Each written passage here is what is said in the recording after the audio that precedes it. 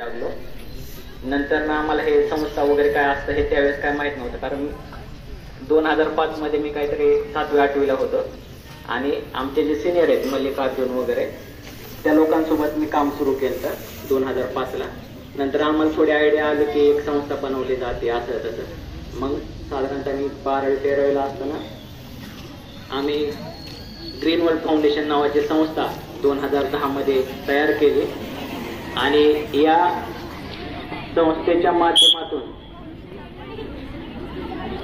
हे काळे कपडेवाले सगळे सापवाले तुम्हाला लगेच लक्षात येते. काळे कपडेवाले जेवढे बी दिसतात ते सगळे साप धरणारे मुलं येतात. आणि हा आमचा ड्रेस कोड 15 वर्षापासून आहे. 2010 पासून जो आहे तो आज आता 2025 आहे. कंटिन्यू आमचा एकच ड्रेस कोड आहे. इव्हन मी बारामती तालुक्यातल्या बऱ्यापैकी लोकांना पण माहिती झाले काळ्या कपडेवाले म्हणजे सापवाले असतात. आणि तुम्हाला वाटत असेल की बाबा हे आधीच कोणतरी दिसतात पोरं, पण हे सगळे वेल एज्युकेटेड मुले. मी स्वतः IT इंजिनियर आहे.